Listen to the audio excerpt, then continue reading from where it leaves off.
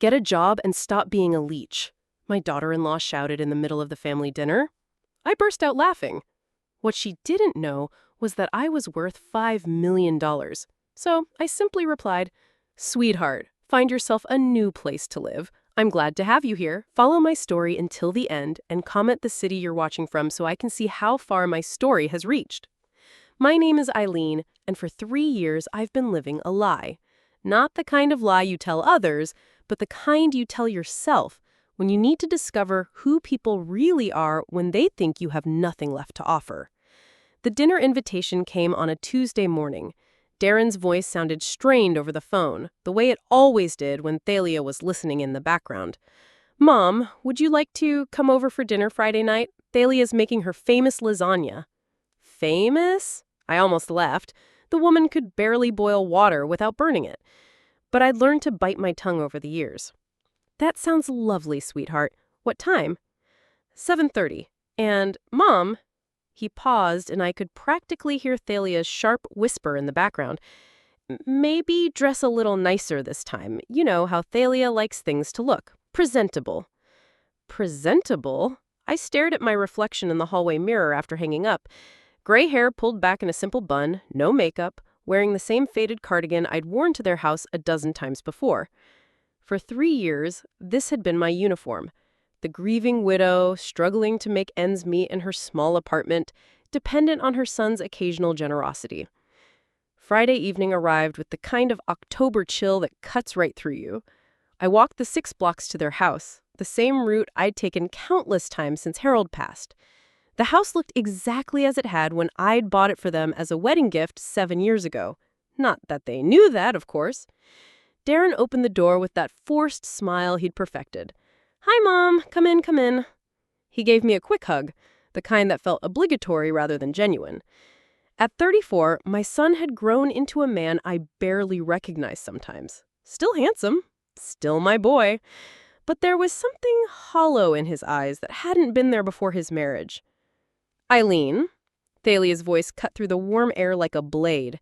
She appeared in the doorway to the dining room, her platinum blonde hair perfectly styled, wearing a dress that probably cost more than most people's monthly rent.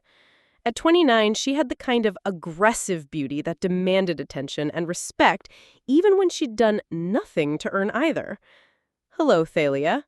Thank you for having me." She looked me up and down with barely concealed disgust. "Of course, family dinner and all that."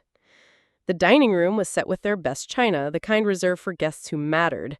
I noticed immediately that while Darren and Thalia had matching place settings, mine was different. Older plates, a mismatched glass, a fork with a slight bend in one of the tines. Small details that spoke volumes about how I was viewed in this house. "Mom, sit here." Darren gestured to the chair at the far end of the table, the one that put me furthest from both of them. I took my seat without comment, folding my hands in my lap as Thalia served the lasagna with theatrical flourishes.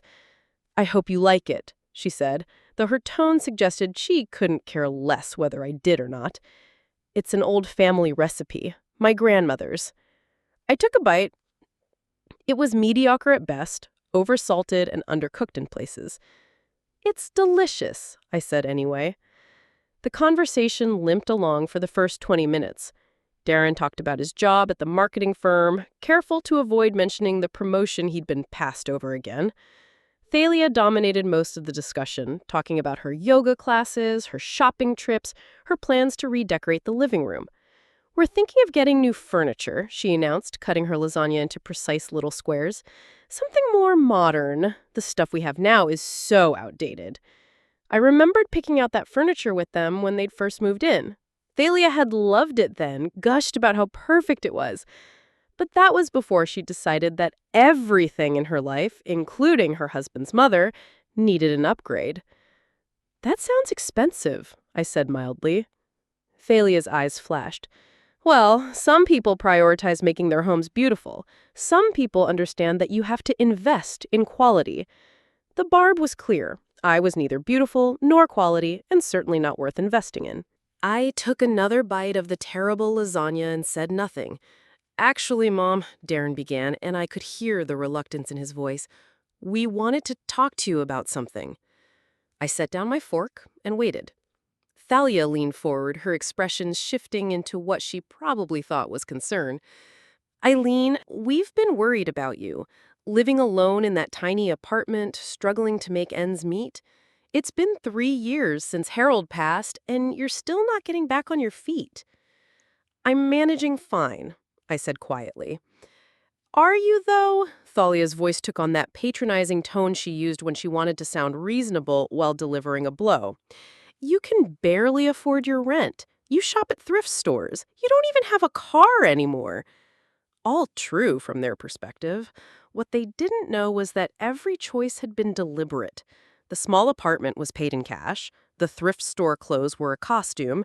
The lack of a car was because I preferred to walk, not because I couldn't afford one. I get by, I said. Getting by isn't living, Mom, Darren said, and for a moment I heard genuine concern in his voice.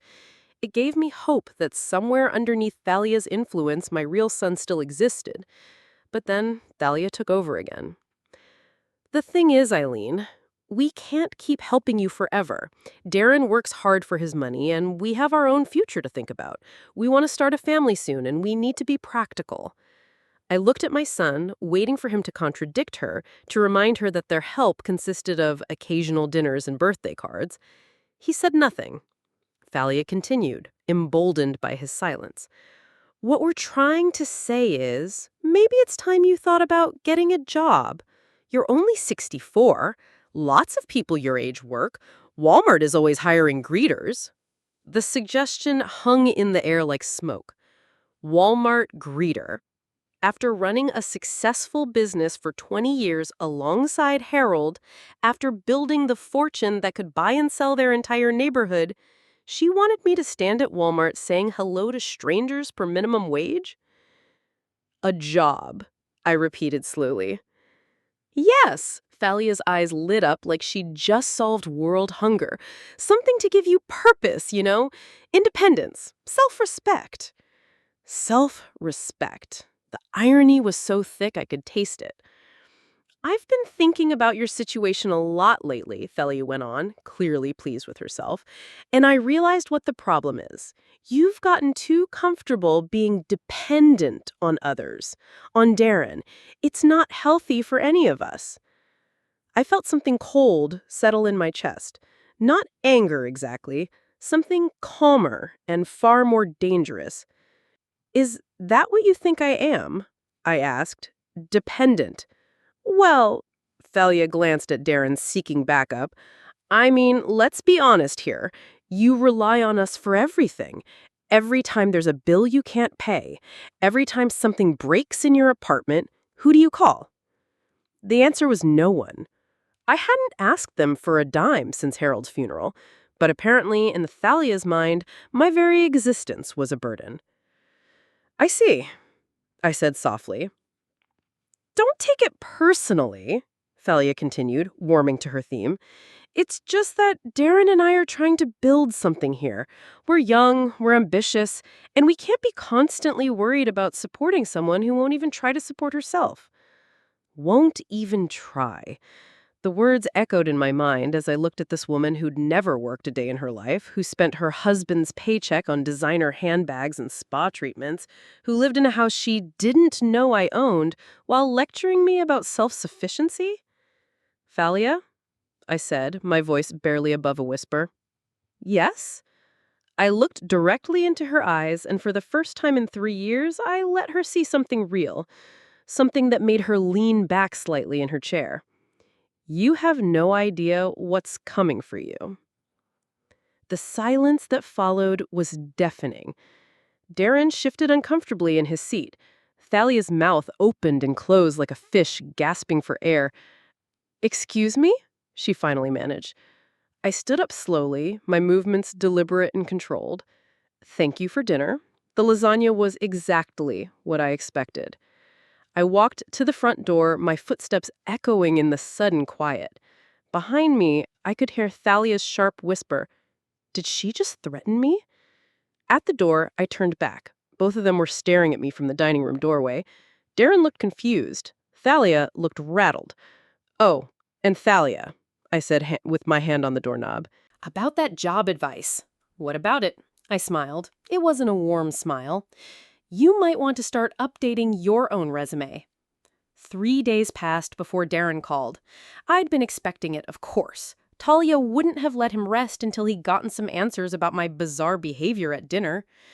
I was in my small apartment, sitting by the window with my morning coffee, when the phone rang. Mom? His voice was cautious, like he was speaking to someone who might be unstable. Can we talk? Of course, sweetheart. Would you like to come over? There was a pause. In 3 years, Darren had never once visited my apartment. He'd offered to help me move in, but I'd declined. He'd suggested stopping by for coffee, but there was always some excuse from Thalia about why that wouldn't work. Now, faced with the possibility actually seeing how his mother lived, he sounded uncertain. Yes, okay, I'll be there in an hour. I spent the next 60 minutes preparing for the most important conversation I'd had with my son in years. I made his favorite coffee, the expensive kind I kept hidden in the back of my cupboard. I put away the financial documents I'd been reviewing. I changed from my usual thrift store cardigan into something slightly nicer, though still carefully modest. When he arrived, Darren looked around the small apartment with barely concealed pity.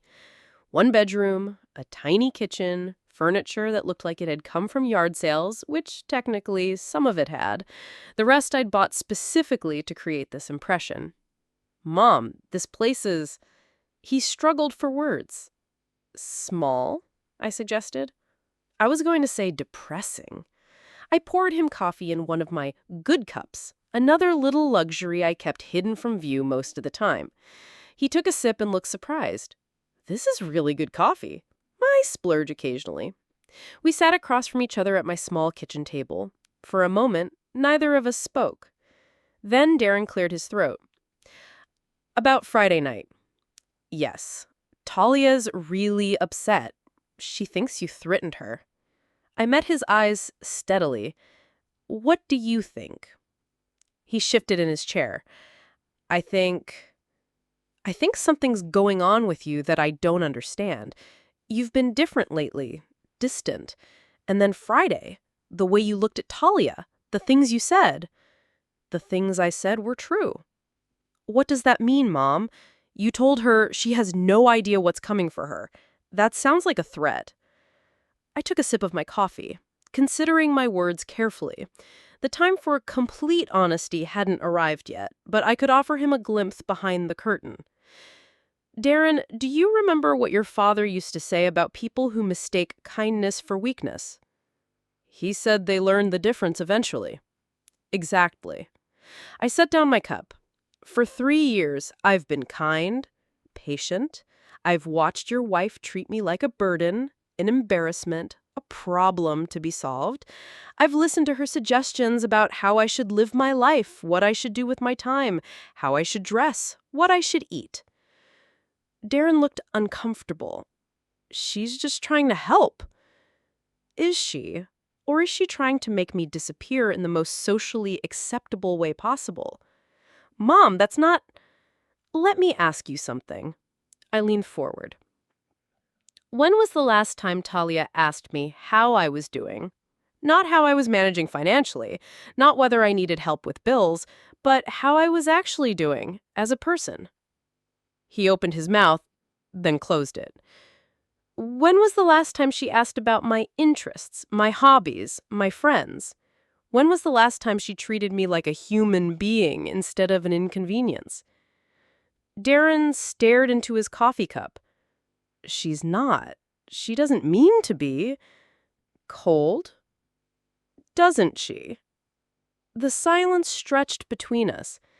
Finally, Darren looked up. So what are you saying? That you're going to cut us out of your life? I'm saying that some people are about to learn that actions have consequences. That still sounds like a threat. I stood up and walked to the small bookshelf in my living room. Hidden behind a row of paperback novels was a manila folder. I pulled it out and returned to the table. Darren, I said, opening the folder, there's something I need to tell you about your mother. Inside the folder were bank statements, investment portfolios, property deeds, documents I'd kept hidden for 3 years, waiting for the right moment. His eyes widened as he began to process what he was seeing. "Mom, what is this?" "This is who I really am." I watched his face as he flipped through page after page. Account balances that showed figures he'd never imagined. Investment portfolios worth millions. Property deeds for houses, commercial buildings, parcels of land across 3 states. I don't understand," he whispered. "Your father and I were very successful, Darren. More successful than we ever let on. When he died, I inherited everything. I'm worth approximately $5 million. He stared at me like I just told him I was an alien. But why? You live here in this apartment. You shop at thrift stores. You don't even have a car." "By choice." "Why?" I closed the folder and looked at my son, this man I'd raised and loved and watched slowly disappear under his wife's influence. Because I needed to know who would love me when they thought I had nothing. The words hit him like a physical blow. I watched the realization dawn in his eyes, watched him understand what the last 3 years had really been about. "You've been testing us." "I've been protecting myself." "From what?" "From people like your wife." Darren's hands were shaking as he set down his coffee cup. "Mom, this is insane. You let us think you were struggling. You let Thalia think—" "I let Thalia show me exactly who she is." I kept my voice calm, matter of fact. "And she did. Repeatedly for 3 years." "But I'm your son." "Yes, you are. And I needed to know if you were still my son or if you'd become something entirely understand." He flinched, as if I'd slapped him. "That's not fair." "Isn't it? When was the last time you called me just to talk? When was the last time you invited me somewhere without Thalia insisting on it? When was the last time you stood up for me when she was being cruel?" Each question was a knife, and I could see them finding their marks. "I never thought. I didn't realize she was being that bad. Or you chose not to see it because it was easier." We sat in silence for a long moment. Finally, Darren spoke, his voice barely audible. "What happens now?" I leaned back in my chair, studying his face. My son, who'd inherited his father's dark eyes and gentle nature, at least until he'd met Thalia. My son who used to bring me wildflowers when he was 5 and told me I was the prettiest mummy in the world. My son who had grown into a man who let his wife humiliate his mother without consequence. Now, I said softly, "We find out if it's too late for you to remember who you used to be." "And Thalia?" I smiled, and I knew it wasn't a kind expression. "Thalia is about to discover that some people aren't as helpless as they appear." "Mom, what are you planning?" "Justice," I said, simply. "Long overdue justice." Darren stood up abruptly, pacing to the window. "This is crazy. You can't just—" "What, punish her for 3 years of marriage problems?" 3 years of calculated cruelty, I corrected. 3 years of treating me like dirt while living off your income, which comes from a job you only have because of the connections your father and I built over 20 years. That stopped him cold. "What? Did you think that marketing position just fell into your lap? Your father called in favors to get you that interview. We've been pulling strings behind the scenes your entire adult life." His face went pale. "How much of my life has been a lie?" "None of it was a lie, sweetheart, but some of it was protected." I stood and walked to him, placing a gentle hand on his arm. "I love you, Darren. I've loved you since you were born. But love doesn't mean accepting abuse, not even from family." He turned to face me, and for a moment I saw the little boy he used to be. "What do I do?" "That's up to you. But I want you to think about something." "What?" "In 3 years of marriage, has Thalia ever once encouraged you to spend time with me? Has she ever suggested that maybe, just maybe, I might have value beyond what I could provide financially. He opened his mouth, then closed it. That's what I thought. I squeezed his arm gently. Some storms are coming, sweetheart. When they hit, you'll have to decide which side of them you want to be on. Is that a threat? It's a promise, they said. And unlike some people in your life, I always keep my promises. I gave them a week to process what I'd told Darren. A week for him to go home, look at his wife with new eyes, and decide what kind of man he wanted to be. A week for Thalia to wonder what exactly I'd meant by my parting words at their dinner table. The call came on a Wednesday morning. Thalia's voice, sharp and demanding, cut through the peaceful quiet of my apartment. Eileen, we need to talk right now. Good morning to you too, Thalia. Don't play games with me. Darren told me about your little revelation about the money. I smiled, settling into my favorite chair with my coffee. Did he? Yes, he did. And I want to know what kind of sick game you've been playing. What kind of game do you think I've been playing? Her voice rose an octave. You let us think you were poor. You sat there and let me worry about you. Let me try to help you. And all this time you were secretly rich? Let her worry about me. Let her try to help me. The revisionist history was breathtaking, even for Thalia. I see. And how exactly did you help me, dear? We invited you to dinner. We included you in family events. You mean the dinners where you served me on mismatched plates and lectured me about getting a job at Walmart? Silence. Then you're coming over tonight. We're settling this. Am I? Yes, 7 o'clock. And Eileen, you owe us an explanation. The line went dead. I set the phone down and finished my coffee, thinking about the conversation that lay ahead. Then I walked to my bedroom closet and pushed aside the thrift store cardigans and discount dresses. In the back, wrapped in protective garment bags, hung the clothes I used to wear, the clothes that reflected who I really was. I selected a black dress, elegant but not flashy, real jewelry, not costume pieces, shoes that cost more than Thalia spent on groceries in a month. When I looked in the mirror, I saw a woman who could buy and sell everything Thalia had ever owned without checking her bank balance. It was time to stop hiding. I arrived at their house at exactly 7 o'clock. The same house I'd purchased for them 7 years ago, though they'd never known it. The same house whose mortgage I'd been quietly paying through a property management company, letting them believe Darren's salary covered it. Darren answered the door, and his eyes widened when he saw me. Mom, you look different. Like yourself, he said quietly. Like you used to look when Dad was alive. Thalia appeared behind him, and her expression was pure venom. She dressed for battle, too, in a designer outfit that probably cost more than most people's monthly salary. But next to the quiet confidence of real wealth, her attempts at intimidation looked like a child playing dress-up. Well, well, she said, looking me up and down, the poor widow has quite the wardrobe hidden away. Among other things, I replied mildly. We moved to the living room, the same room I'd helped them furnish when they'd first moved in.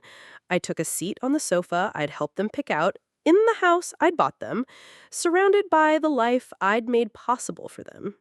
Okay, Thalia said, positioning herself like a prosecutor about to deliver closing arguments. Let's hear it. The whole truth. What would you like to know? Everything. How much money do you have? Why did you lie to us? What kind of person pretends to be poor for 3 years? I folded my hands in my lap and looked at her calmly. The kind of person who wants to know who her real friends are. Friends? Thalia's laugh was sharp and brittle. I'm your daughter-in-law, not your friend. Family doesn't lie to family, doesn't it? Then perhaps you'd like to explain why you told the neighbors I was becoming senile and that you were worried about my mental health. Thalia's face went pale. Darren turned to stare at her. I never said that. You told Mrs. Henderson that I was showing signs of dementia. You suggested to the mailman that I might need to be placed in a care facility soon. You've been building a narrative about my declining mental state for months. That's not true, or not something you expected me to find out about. Darren's voice was barely a whisper. Thalia, is that true? She spun toward him, eyes blazing. I was concerned. She was acting strange, saying weird things, dressing like a bag lady. I thought she might be losing it. Or, I said softly, you were laying the groundwork for having me declared incompetent so you could access what you thought was Harold's life insurance money. The accusation hung in the air like a blade. Thalia's mouth opened and closed soundlessly. That's insane, she finally managed. Why would I do that? I reached into my purse and pulled out a manila envelope because 3 months ago, you contacted an elder law attorney. You inquired about the process for obtaining guardianship over an elderly relative who was showing signs of mental decline. Darren shot to his feet. What? I opened the envelope and pulled out printed emails, phone records, consultation notes. You wanted to know how quickly the process could be completed and whether there were ways to expedite it if the relative had significant assets. How did you get those? Thalia's voice was barely audible. Money opens many doors, dear, including the ones you thought were locked. Darren was staring at his wife like he'd never seen her before. Thalia, please tell me this isn't true. It's not what it looks like, she said desperately. I was just worried about her. I wanted to know what options we had if she really was getting sick. Funny thing about that, I continued. The attorney's notes indicate you are particularly interested in whether guardianship would give you access to bank accounts and investment portfolios. You specifically asked about liquidating assets for the patient's own good. The color drained from Thalia's face completely. She sank into a chair, her hands shaking. Mom? Darren said, his voice hollow. Please tell me you're making this up. I'm afraid not, sweetheart. But why? Why would she do this? I looked at Thalia, who was staring at the floor, and felt something that might have been pity if she deserved it. Because she never loved you, Darren.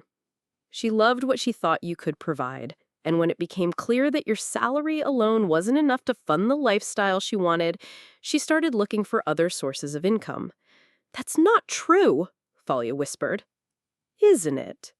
Then explain the credit card debt you've been hiding from your husband, the shopping sprees you've been financing with cash advances, the jewelry you've been pawning and replacing with fakes. Darren's face went white. What? I pulled out another set of documents.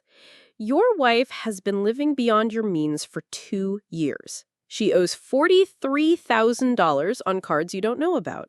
Thalia, is this true? She finally looked up and her face was streaked with tears. But they weren't tears of remorse, they were tears of rage. You, she hissed at me, you, vindictive, manipulative, you set me up. I didn't set you up, dear. I simply stopped protecting you from the consequences of your own choices. She stood up, swaying slightly. You think you're so smart, don't you? You think you've won? Won what? You wanted to destroy my marriage, and you did it. Congratulations. I stood as well, and suddenly the small apartment version of me was gone completely. In her place stood the woman who'd built a business empire alongside her husband, who'd made million-dollar decisions without blinking, who'd never backed down from a fight in her life. I didn't destroy your marriage, Thalia. You did. The moment you decided that my son was just a stepping stone to something better. I love Darren. You love what Darren represents. Security, status, a meal ticket. But you've never loved him. How dare you? How dare I what? Tell the truth? Reveal what you really are? I walked closer to her, close enough that she had to look up to meet my eyes. You want to know what's really going to happen here, Thalia? What? You're going to pack your things, and you're going to leave this house tonight. She laughed high and wild. You can't make me leave my own home. Actually, I can. I pulled out one more document from my purse, the deed to the house, with my name clearly visible as the owner. This house belongs to me. It always has. Darren and you have been living here as my guests for 7 years. The silence that followed was deafening. Darren stared at the deed like it was written in a foreign language. Mom, what does this mean?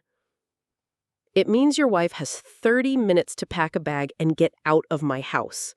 Thalia was shaking now, fury and fear warring in her expression. You can't do this. I have rights. Tenant rights. You're not a tenant. You're a guest who's overstayed her welcome. I folded the deed and put it away. 30 minutes, Thalia. After that, I called the police and have you removed for trespassing. Darren! She turned to him desperately. Say something. This is our home. But Darren was still staring at the spot where the deed had been, processing the full scope of what he'd just learned. Darren! She screamed. He looked up at her, and his expression was that of a man seeing clearly for the first time in years. Get out, he said quietly. What? Get out of my mother's house. Thalia's face crimpled, but I felt no satisfaction in her tears, only tired relief that the charade was finally over. This isn't over, she said, looking at me with pure hatred. You think you've won, but this isn't over. I smiled, and I made sure she could see exactly how little her threats meant to me. Oh, but it is, dear. This is just the beginning of what happens to people who mistake my kindness for weakness. She ran from the room, her footsteps pounding up the stairs. I could hear her throwing things around, slamming drawers, sobbing with rage. Darren and I stood in the living room, surrounded by the wreckage of his marriage and the echoes of 3 years of lies finally exposed to the light. Mom, he said finally. Yes, I'm sorry. I know you are, sweetheart. What happens now? I walked to the window and looked out at the quiet street, thinking about second chances and the price of forgiveness. Now we find out if it's possible to rebuild what we lost. The calls started the next morning. First, my sister-in-law, Margaret, Harold's brother's wife, her voice tight with disapproval. Eileen, what in God's name has gotten into you? Thalia called me crying last night. She says you threw her out of her own home. I was sitting in my small apartment, still maintaining the charade for now, sipping coffee from my chipped mug while listening to Margaret's outrage. Did she mention why? I asked mildly. She said you've been lying about money, pretending to be poor when you're actually wealthy. Eileen, that's disturbed behavior. Is it? Yes, and now you've kicked a young woman out of her home because of some family squabble? Harold would be ashamed. Harold would be ashamed. The word stung, because once upon a time, Margaret's opinion had mattered to me. She'd been like a sister during the early years of my marriage, before Thalia had poisoned that well, too.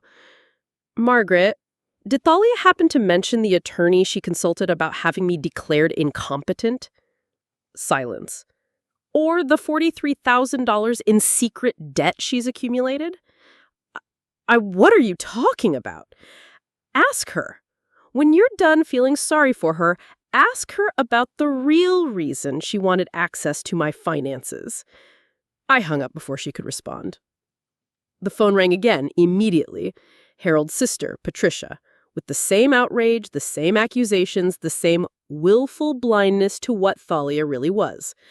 By noon, I'd received calls from 6 relatives, all parroting the same narrative.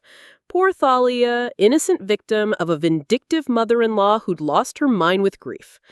I listened to each one, made mental notes about who had called, and said very little in my own defense. Let them show themselves. Let them reveal how quickly they'd turn on family when presented with a sob story from a manipulative stranger. The most disturbing call came from my nephew David, Margaret's son, whom I helped put through college just 5 years earlier. Aunt Eileen, he said, his voice careful and professional, I've been talking to some people about your situation. My situation? Your behavior lately. The family is concerned that you might be showing signs of dementia or some other cognitive decline. I set down my coffee cup very carefully. Who exactly has been discussing my cognitive state? Well, Thalia mentioned some incidents: strange behavior, paranoid thinking, accusations against family members, and now this business with throwing her out. David, let me ask you something. Do you remember who paid for your final year at Northwestern? I, what does that have to do with anything? Humor me. Mom and Dad helped, and I had loans. Your parents contributed $8,000.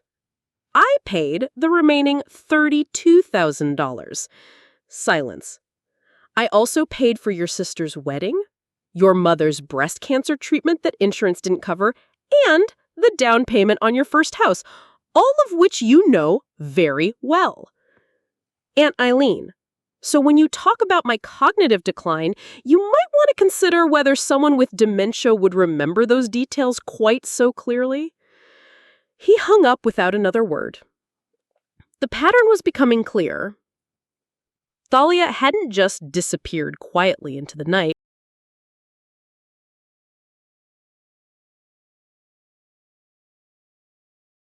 She'd launched a campaign painting herself as the victim of an unstable older woman who'd suddenly snapped. And like poison in a well, her version of events was spreading through the family network. 2 days later, Darren called. His voice was strained, exhausted. "Mom, can we meet? We need to talk." "Of course. Where?" "Not at the house. She's been calling everyone. The family's in an uproar." We met at a small cafe downtown, the kind of anonymous place where two people could have a difficult conversation without being overheard. Darren looked like he hadn't slept in days. His eyes were red-rimmed, his clothes wrinkled, his usually perfect hair disheveled. "She's destroyed me," he said, without preamble. "What do you mean, Thalia?" "She's not just telling everyone her version of what happened. She's making things up." I wasn't surprised, but I waited for him to continue. "She told my boss that you're suffering from dementia and that I've been distracted at work. Worried about your mental health, she suggested they might want to consider whether my job performance has been affected." The calculated cruelty of it took my breath away. Not content with destroying her own reputation, she was now trying to sabotage Darren's career? "What did your boss say?" "He was sympathetic, suggested I might want to look into FMLA, maybe take some time off to deal with family medical issues." "And you told him?" "What could I tell him? That my wife is a liar who tried to have my mother declared incompetent so she could steal her money? That I've been living in a house my mother owns without knowing it? That my entire adult life has been built on foundations I never understood?" His voice was rising, drawing glances from other customers. I reached across the table and touched his hand. "Lower your voice, sweetheart." He laughed bitterly. "She's been one step ahead of me this whole time. By the time I realized what she was doing, she'd already poisoned half the family against you and made me look like either a liar or an idiot at work." "What else?" "She's living with her sister now, crying to anyone who will listen about how you manipulated our marriage, how you set traps for her, how you're dangerous and unstable." I sipped my coffee, thinking Thalia was more resourceful than I'd given her credit for. She'd turned her humiliation into a weapon, her exposure into martyrdom. "There's more," Darren continued. "She's been to see a lawyer." "About what?" "About the house. She's claiming she has tenant rights, that you can't just evict her without proper notice. She's also claiming you coerced her into leaving under duress." "And what did the lawyer tell her?" "That she doesn't have a case. But here's the thing, Mom. She's not trying to win. She's trying to make our lives hell." I nodded. It was exactly what I'd expected from someone like Thalia once she realized she'd lost everything. "Show me," I said. "What?" "Show me what she's been telling people. I want to see exactly what we're dealing with." Darren pulled out his phone and opened his social media. The posts were masterfully crafted, each one designed to elicit maximum sympathy while maintaining plausible deniability. Going through a difficult time with family. Sometimes the people you trust most are the ones who hurt you deepest. Prayers appreciated. Learning hard truths about manipulation and psychological abuse. Grateful for friends who see through the lies. When someone spends years pretending to be something they're not, what else are they lying about? Trust your instincts. Each post had dozens of comments expressing support. Outrage on her behalf, condemnation of unnamed family members who'd obviously wronged this poor young woman. She's good, I admitted. She's evil. No, she's desperate. And desperate people make mistakes. What kind of mistakes? I handed him back his phone and leaned forward. The kind that reveal more than they intended. I don't understand. Look at the pattern, Darren. What's the one thing missing from all her posts? He scrolled through them again, frowning. I don't see it. She never once mentions loving you. Not once. She talks about being betrayed, being manipulated, being lied to. But she never says she's heartbroken about losing her marriage. She never says she misses her husband. The realization hit him like a physical blow. Because she doesn't. Because she never did. This isn't grief, sweetheart. This is rage at being caught. We sat in silence for a moment, processing the depth of Thalia's deception and the scope of the damage she was trying to inflict. What do we do? Darren asked finally. I smiled, and I made sure he could see that whatever sympathy I might have felt for his wife had evaporated completely. We let her keep digging. What? Right now, Thalia thinks she's winning. She thinks she's successfully painted herself as the victim and us as the villains.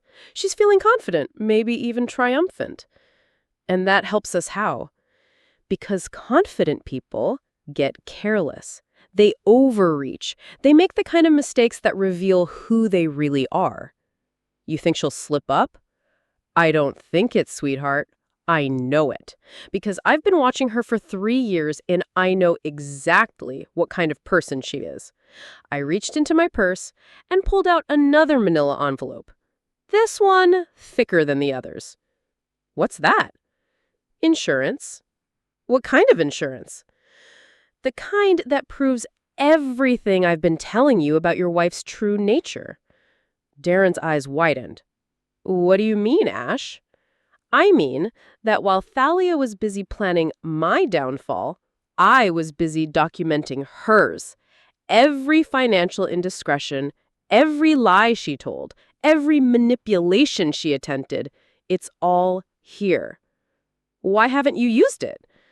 Because I wanted to give her enough rope to hang herself. And judging by her behavior over the last few days, I'd say she's about to tie the noose. Mom, what are you planning?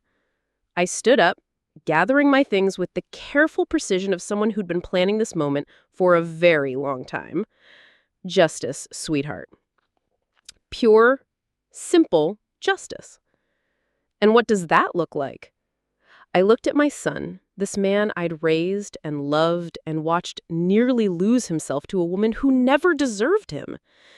It looks like the truth. All of it. Every ugly, manipulative, calculating piece of it. When? Very soon.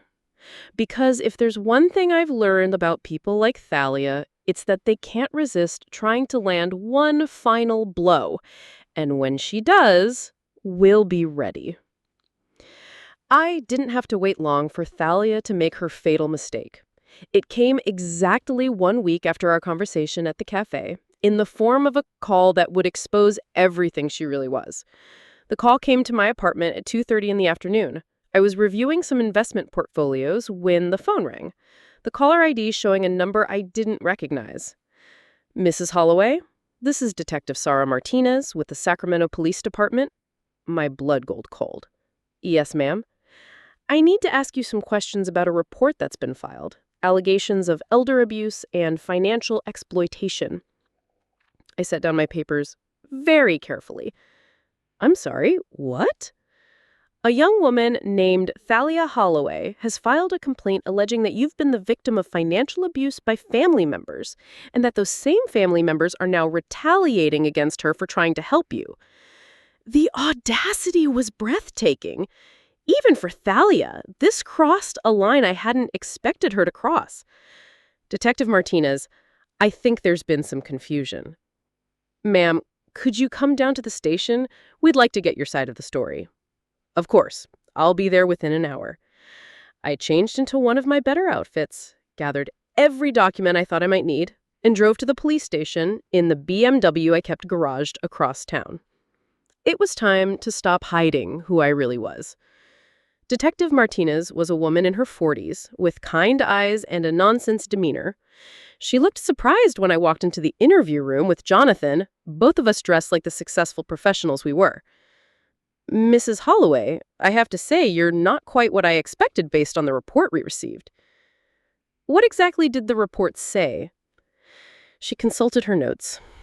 According to Miss Thalia Holloway, you are a vulnerable elderly woman who's been systematically financially abused by your son and his wife. She claims they've been stealing from you, controlling your access to money, and forcing you to live in substandard conditions.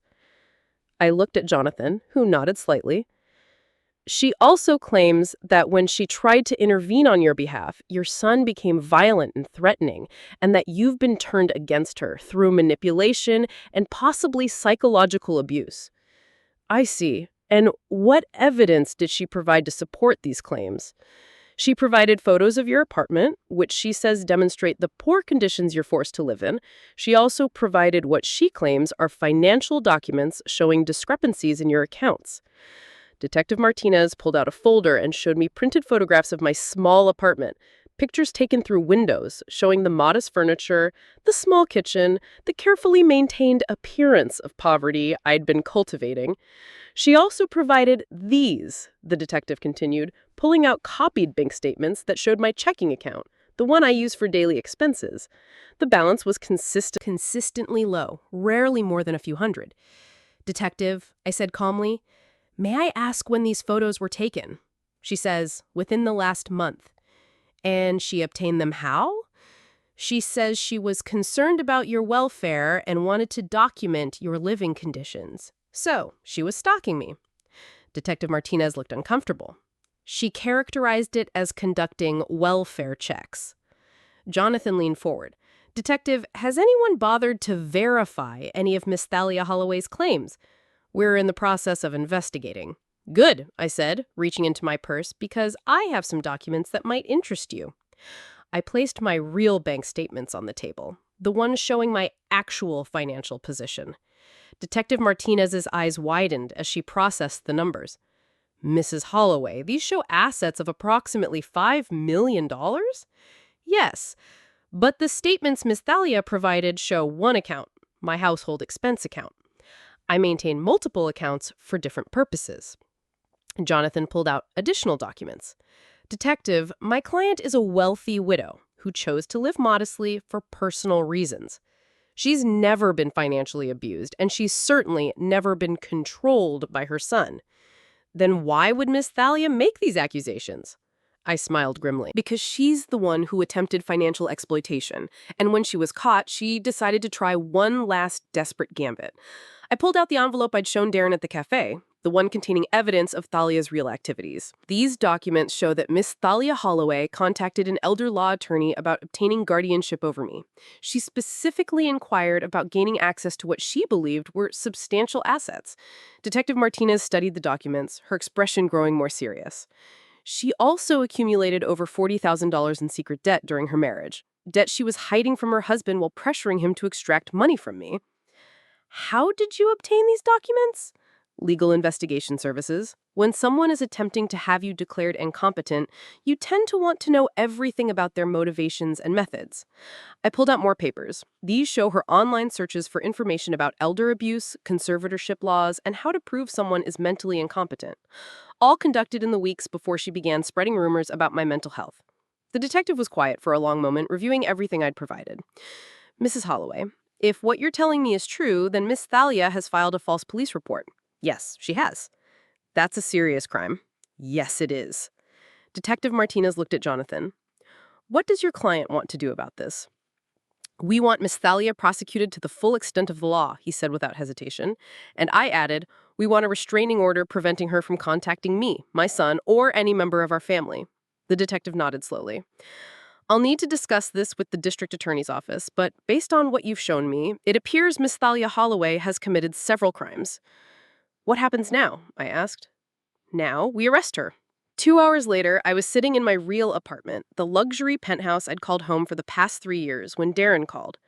Mom, the police just called me. They arrested Thalia. I know. You know? How do you... Mom, where are you? I went by your apartment and it's empty. I looked around my real home, the one with floor-to-ceiling windows overlooking the city, the one filled with the antiques and artwork Harold and I had collected over 20 years of marriage. I'm at home, sweetheart. What do you mean?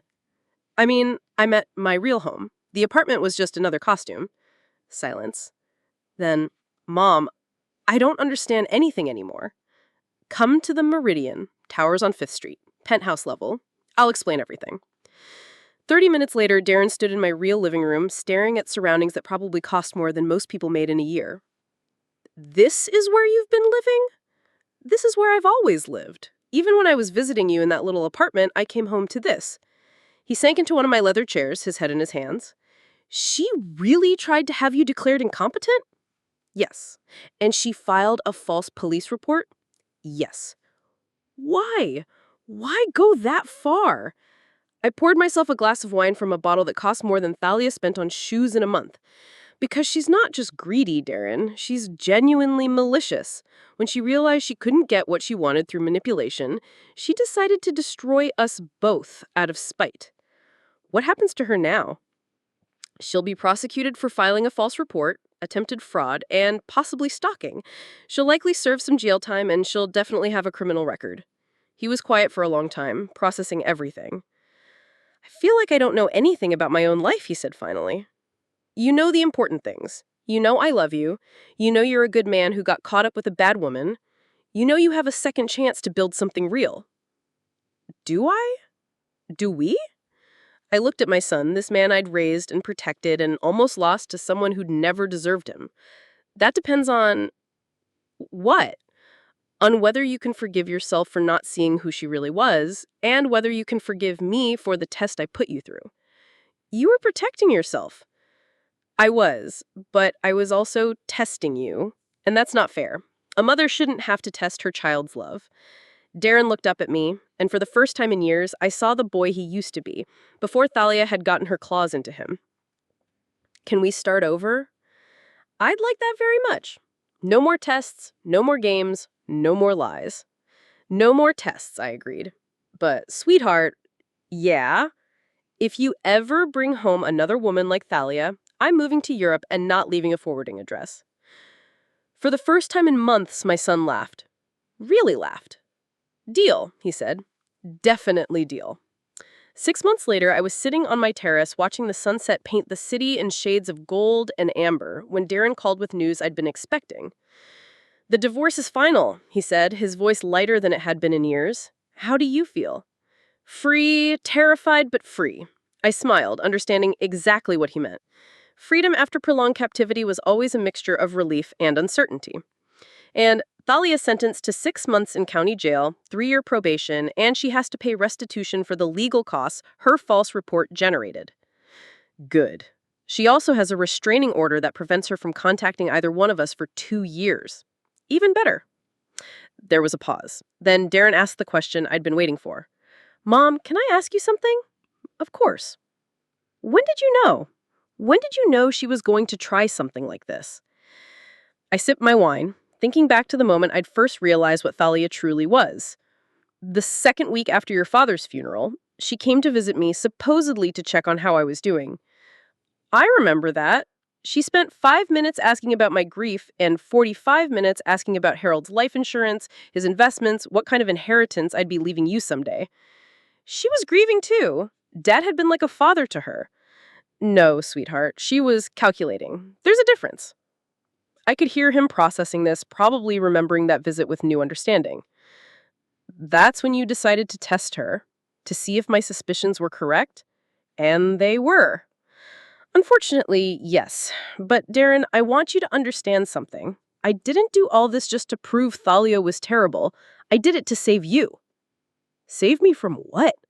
From a life with someone who would have destroyed you piece by piece. She wouldn't have stopped with trying to control your mother. Eventually, she would have controlled every aspect of your life. The silence stretched between us, comfortable now in a way that it hadn't been for years. I have something to tell you, too, he said. What's that? I've been seeing someone. My heart clenched, half with hope and half with protective fear. Tell me about her. Her name is Rebecca. She's a teacher at the elementary school near my office. We met at a coffee shop 3 months ago and she doesn't know anything about our money. She thinks I'm just a regular guy with a regular job who lives in a house I inherited from my grandmother. I laughed despite myself. You told her you inherited my house? Well, technically that's true, isn't it? I mean, someday, yes. What's she like? She's normal, kind. She volunteers at an animal shelter on weekends. She drives a 10-year-old Honda and thinks Olive Garden is fancy dining. Do you love her? Another pause. Longer this time. I think I could, but Mom, I'm scared of. What? Of not being able to tell the difference between real love and manipulation. Of making the same mistake again. I stood up and walked to the edge of my terrace, looking out over the city where my son was learning to rebuild his life. Sweetheart, can I tell you something? Your father used to say, what he used to say? That the difference between love and manipulation is that love makes you feel like the best version of yourself, while manipulation makes you feel like you're never good enough. I like that. How does Rebecca make you feel? Like I used to feel before. Like I'm enough just as I am. Then trust that feeling and trust yourself. You're not the same man who fell for Thalia's games. You're wiser now. I hope so. I know so. But Darren, yeah? When you're ready, I'd like to meet her. Really? Really? And this time, I promise to be myself from the beginning. No tests, no costumes, no games. She might be intimidated by all this. I could hear him gesturing at what I assumed was his memory of my penthouse. Then we'll meet somewhere neutral, somewhere that puts her at ease. You do that, sweetheart. I've spent 3 years pretending to be someone I'm not. I'm tired of pretending. If Rebecca is someone who might become important to you, then she's someone I want to know. What if she doesn't like you? Then she's not the right woman for you. And what if you don't like her? I smiled, remembering my promise about moving to Europe. Then I'll keep my opinions to myself, unless you ask for them. Mom! Yes? Thank you for... What? For saving me. Even when I didn't know I needed saving. After we hung up, I stayed on the terrace as the sky darkened and the city lights began to twinkle below.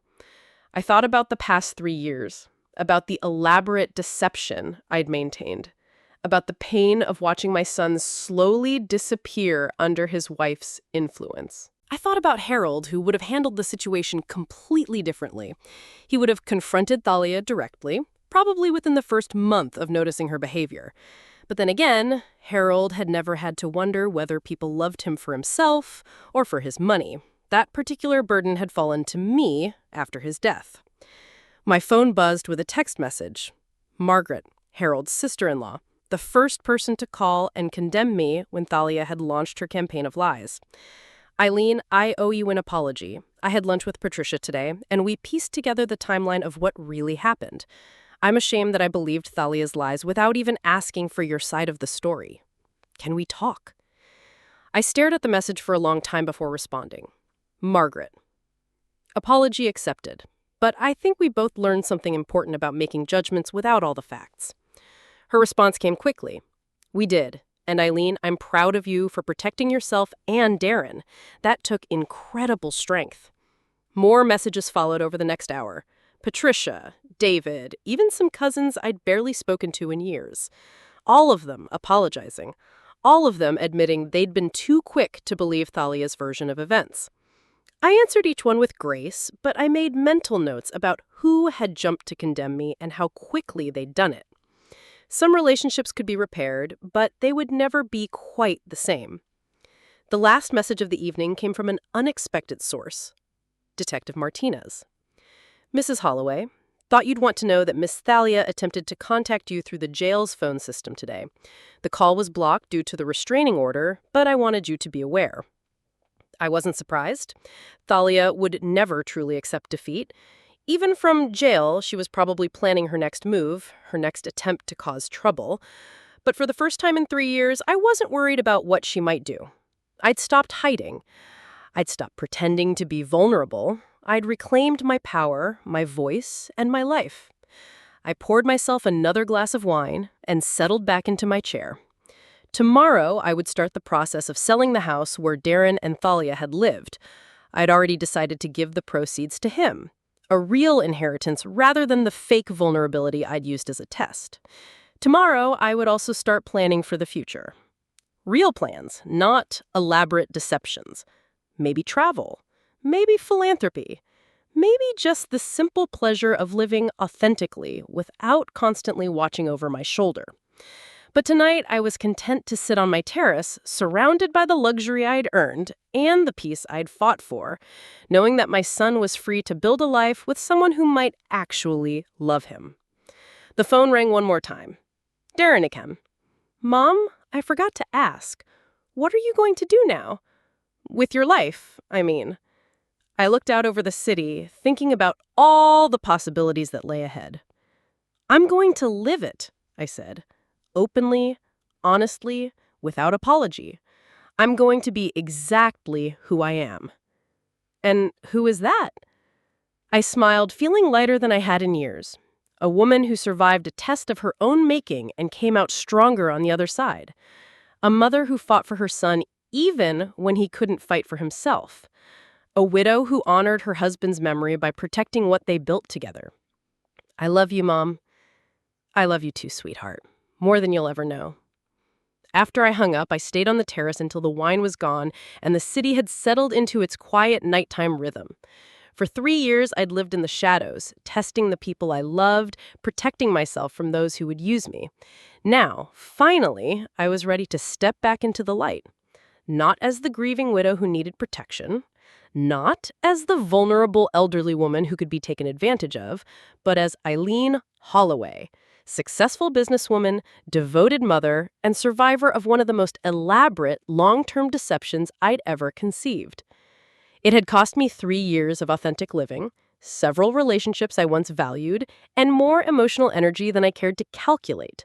But it had saved my son, exposed a dangerous predator, and taught me that I was stronger than I had ever imagined.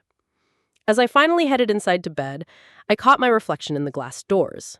Not the tired, shabby woman I'd pretended to be, but the real me. Well-dressed, confident, unashamed of my success or my choices. Tomorrow would bring new challenges, new relationships to navigate, new decisions to make. But whatever came next, I would face it as myself. And that, after 3 years of elaborate pretense, felt like the greatest victory of all. Now, I'm curious about you who listened to my story. What would you do if you were in my place? Have you ever been through something similar? Comment below. And meanwhile, I'm leaving on the final screen 2 other stories that are channel favorites, and they will definitely surprise you. Thank you for watching until here.